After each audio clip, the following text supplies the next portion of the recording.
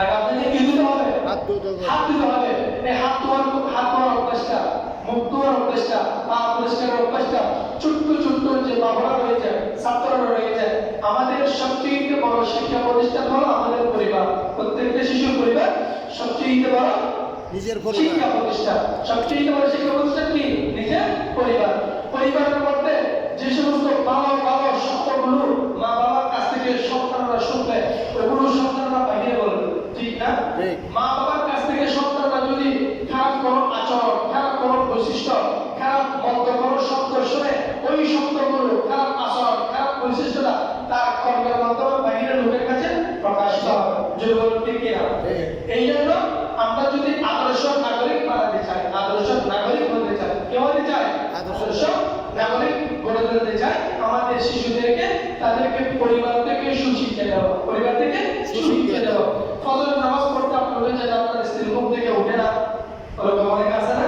অথবা স্ত্রী ঘুম থেকে উঠে, স্বামী ঘুম থেকে উঠে না, অথবা স্ত্রী স্বামী দুজনেই ঘুম থেকে উঠলো, সন্তানের বয়স 10 বছর, 12 বছর, 15 বছর, 20 বছর, 40 বছর, এরকম সন্তান আছে না? ঘুম থেকে ওঠে না। মা বাবার উচিত যতক্ষণ পর্যন্ত সন্তান ঘুম থেকে ওঠে না, ততক্ষণ পর্যন্ত প্রচেষ্টা চালিয়ে যাওয়া ঘুম থেকে ওঠানোর জন্য। আচ্ছা বলুন তো, ঘরের মধ্যে যদি আগুন ধরে, ঘরের মধ্যে যদি আগুন ধরে, আপনার ছেলেকে কি আপনি তুলতে বলুন ভাত না খাই তখন তখন তো ভাই হয়ে যাবে না। আপনার জীবন দেওয়া হলে তাকে ঘুম থেকে আপনি জাগ্রত করবেন না। ফজরের নামাজ নিয়মিত ছেড়ে দেওয়া মানে মুনাফিকের সবচেয়ে বড় আলামত। মুনাফিকের সবচেয়ে বড় আলামত। সবচেয়ে বড় আলামত। মুনাফিকের জন্য খুবই কঠিন ফজরের নামাজটা। মুনাফিকের রাস্তা কোথায়? জাহান্নামের সর্বনিম্ন রাস্তা। কোথায়? সর্বনিম্ন স্থান। জাহান্নামের সর্বনিম্ন রাস্তা। খবরদার মুনাফিক হওয়া যাবে না। মুনাফিক আল্লাহর সাক্ষাৎ পাবে না, আমার রাসূলের সাক্ষাৎ জুটবে না। যেই যুবক রাত 1টা, রাত 3টা, রাত 4টা বিশ্বকাপ দেখার জন্য, খেলা দেখার জন্য জাগ্রত থাকতে পারে, ওই যুবক ফজরের নামাজের জন্য কেন জাগ্রত হতে পারবে না? এখানে একটা প্রশ্ন আছে না? আছে। আছে না ভাই? আছে। আপনার যেই কলম, যেই হৃদয়, যেই বৈশিষ্ট্য আপনাকে বিশ্বকাপ খেলার জন্য বুককে হারাম করেছে, আপনার ওই কলম, ওই হৃদয়, ওই বৈশিষ্ট্য, ওই আচরণ আপনাকে জান্নাতের মধ্যে নিয়ে যেতে পারবে না। না। আপনার হৃদয় যদি মসজিদ মুখে হয়, ওই মুখে মসজিদ মুখে হয়, সব ব্যক্তিদের, সব সঙ্গীদের সঙ্গে হয়, 5 ওয়াক্ত নামাজের মুসল্লি হতে পারে, তাহলে আপনার ওই হৃদয়, ওই কলম, ওই বৈশিষ্ট্য আপনাকে আল্লাহ দিচ্ছেন জান্নাতে নিয়ে যাবে। সুবহানাল্লাহ। বলতে চাই না? একেবারে লাস্ট কথা হলো, শুক্রবারটা সবচেয়ে বড় কোন দিন?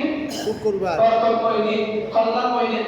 আপনি লোক কাটবেন, আপনার পরিষ্কার গোসল করবেন, তাড়াতাড়ি আপনার শিশু দেখবেন, আপনার সন্তান দেখবেন, সে আপনার কাছ থেকে এই বৈশিষ্ট্য দ্বারা করবে। প্রভু শুক্রবার আলে আর আপু, আর দাদু, আমার দাদু তাদের গোসল করতো, লোক কাটতো, ভাইয়ের লোক কাটতো, মানে এরা সুন্দর সুন্দর পোশাক পরতো, ভালো ভালো আতর লাগাতো, এরা তাড়াতাড়ি মসজিদে যাইতো। এরকম বৈশিষ্ট্য কিছু শিকার আছে না? আছে। আছে কি আছে না? আছে। এরা দেখেন মতো আমরা এটা নিজেরাই করব, আমাদের করার মাধ্যমে তারা শিখতে পারবে। সালাতু ইয়া রাসূলিল্লাহ, সালামু আলাইকুম ইয়া রাসূলিল্লাহ, রুহানা ইয়া হাবিবাল্লাহ, ইসমা ক্বালানা সালাতু ইয়া রাসূলিল্লাহ, সালামু তাহলে প্রথমে আয়াত যেটা বলেছিলাম, ইন্না রাব্বাকুমুল্লাহ, বিসমিল্লাহির রহমানির রহিম, ইন্না রাব্বাকুমুল্লাহুল্লাযী খালাকাস সামাওয়াতি ওয়াল আরদ ফি সিত্তাতি আইয়ামিন। এটা দ্বারা আল্লাহ সৃষ্টির কারিগর। আল্লাহ আসমান ও জমিন আল্লাহ 6 দিনে সৃষ্টি করেছেন। সবকিছুর স্রষ্টাকে আল্লাহ, সবকিছুর স্রষ্টাকে আল্লাহ। নাকি গাছ একটা কেটে ফেলেছে, ওটা আবার মানে রসায়নের কারণে উঠে গেছে, আরে মানব শুরু, সল দেওয়া শুরু, গরু দেওয়া শুরু, টাকা দেওয়া শুরু, একজন ফিরো সেজে গেছে, এটা হবে না। কুমির, কুমির মন কেরামত কুমিরের মধ্যে সল, গরু, মোষ, মুরগি, টাকা। আচ্ছা কুমির কি টাকা আছে না। কুমির কি টাকা আছে না। কুমির কি কারো কল্যাণ মঙ্গল করতে পারে না। কোনো ব্যবসা করতে চাই, আমরা কি তাদের পক্ষে যাব? না। খবরদার। আমরা এখানে মেনে নিয়েছি আল্লাহ পৃথিবী 6 দিনে সৃষ্টি করেছেন, সব কিছুর স্রষ্টাকে আল্লাহ। মা আসাবাকে মিন হাসানাতিন ফামিনাল্লাহ, মানুষের উপর যখন কোন কল্যাণ আসে, বরকত আসে, নিয়ামত আসে, সে বলে আল্লাহর কাছ থেকে পেয়েছি, আল্লাহ দিয়েছে। ওয়া মা আসাবাকা মিন সাইয়্যাতিন ফামিন নাফসিক, মানুষের উপর যদি কোনো অকল্যাণ, কোনো বিপদ, মুসিবত আসে, তখন বলে যে এটা হারাই না, এটা হচ্ছে না, এটা ইয়ার বলতে পারে না। এরকম একটা কথা আছে না? আছে। আল্লাহ এরপরে বলেন কি, কুল কুল্লুম মিন ইনদিল্লাহ, ভালো এবং মন্দ সব কিছু কার হুকুমে হয়? আল্লাহর। আওয়াজটা কার হুকুমে? আল্লাহর হুকুমে। আমাদের স্রষ্টাকে। আল্লাহ। আমাদের কল্যাণ করতে পারবেন তিনি কে? আল্লাহ। আমরা যদি কল্যাণ এবং অকল্যাণ সেটা আমার আপনার কর্মের মাধ্যমে অর্জন হবে। যতগুলো মুসিবত বিপদ আমাদের উপর গঠিত হয়, ওগুলো আমাদের কারণে হয়। ওগুলো কার কারণে হয়? আমাদের কর্মের আমরাই এর জন্য দায়ী। অন্য কোনো ব্যক্তি বা বস্তু এর জন্য দায়ী নয়। আমি ভুল করলে, ভুল কদম ফেললে, ভুল ছাল দিলে আমাকে আউট হতেই হবে। জরুরি ঠিক কি না? ঠিক। আচ্ছা, এরপরে বলা হচ্ছে সুম্মা সাবা আলাল আরশ। আচ্ছা, ইদাব্বির আমর, বিশ্বের নিয়ন্ত্রণকারী, একেবারে অণু থেকে পরমাণু পর্যন্ত, কিছু থেকে অণু থেকে পরমাণু পর্যন্ত সব কিছুর নিয়ন্ত্রণ করেন তিনি কে? আল্লাহ। আওয়াজটা তিনি কে? আল্লাহ। ইরানকে হামলা দেয়, হুমকি দেয় আমেরিকা ইসরায়েল মিলে, মাটির সাথে মিশিয়ে দেওয়া, একটা সভ্য জাতিকে আমরা পৃথিবীর মানচিত্র থেকে শেষ করে দেওয়া হুমকি অনেক দিছে না? দিছে। আওয়াজটা দেখছেন না আপনারা? দেখছি। বিশ্ব মিডিয়ায় শুনছেন না? শুনছি। ইরান কি বলেছে? আমি আল্লাহকে ভয় করি, আর কোনো ব্যক্তি বা বস্তুকে আমি ভয় করি না। ভয় করি না। আমরা মুসলমান, আমরা মাথা উঁচু করে বাঁচতে জানি, মাথা নিচু করে নয়। আমরা মাথা নিচু করে কার কাছে? আল্লাহর কাছে। আওয়াজটা কার কাছে? আল্লাহর কাছে। আমাদের স্রষ্টাকে। আল্লাহ। ইরান আমেরিকার কাছে, ইসরায়েলের কাছে মাথা নত করে নাই। মাথা নত করছে না। বিশ্বের সবচেয়ে বর্তমান সময়ে শ্রেষ্ঠ শক্তিশালী, একেবারে অর্থনৈতিকভাবে বলে, পারমাণবিক অস্ত্র দিয়ে বলে, সব দিক দিয়ে বলে আমেরিকা না?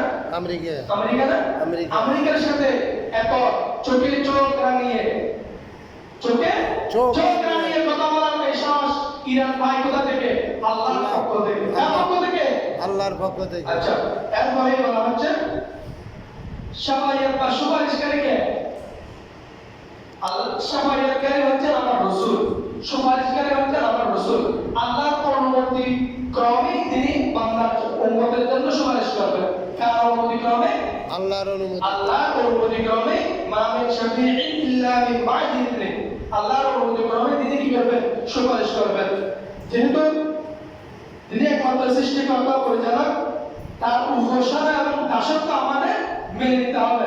তিনি কে? আল্লাহ। তিনি কে? আল্লাহ। এরপর আমি একটা আয়াত আপনাদের সাথে বলেছিলাম, বিসমিল্লাহির রহমানির রহিম, ইন্না ওয়া'দাল্লাহি হাক্কুন ফালা তাগুররান্নাকুমুল হায়াতুদ দুনিয়া ওয়ালা ইয়াগুররান্নাকুম বিল্লাহিল গরুর। আল্লাহ পাক রব্বুল আলামিন সূরা লুকমানের 33 নম্বর আয়াতের মধ্যে ইরশাদ করেন, ইন্না ওয়া'দাল্লাহি হাক্কুন। আমি আয়াতের শুরু থেকে বলি, বিসমিল্লাহির রহমানির রহিম, ইয়া আইয়ুহান নাসু তাকু রাব্বাকুম ওয়াখশাউ ইয়াওমান লা ইয়াজজি ওয়ালিদুন আন ওয়ালাদিহি ওয়ালা মাওলুদুন হুয়া জাযিন আন ওয়ালিদিহি শাইআ ইন্না ওয়া'দাল্লাহি হাক্কুন ফালা তাগুররান্নাকুমুল হায়াতুদ দুনিয়া ওয়ালা ইয়াগুররান্নাকুম বিল্লাহিল গরুর। ইয়া আইয়ুহান নাসু, হে মানুষ, নাসু তাকু রাব্বাকুম ওয়াখশাউ, তোমরা তোমাদের প্রতিপালককে ভয় করো। তোমরা তোমাদের প্রতিপালককে ভয় করো। ভয় করো। ইয়াওমান লা ইয়াজজি ওয়ালিদুন আন ওয়ালিদিহি, যেদিন পিতা তার সন্তানের কোনো কল্যাণ করতে পারবে না। ওয়ালা মাওলুদুন হুয়া জাযিন আন ওয়ালিদিহি শাইআ, কোন সন্তান কোন পিতারও কোন কল্যাণ বা অকল্যাণ করতে পারবে না। কথাটা বুঝে নেবেন। আপনার সবচেয়ে প্রিয় ব্যক্তিকে, আপনার জীবনের সবচেয়ে মূল্যবান সময়টা আপনি প্রবাসের মধ্যে আপনার যৌবন সময়টা কাটিয়ে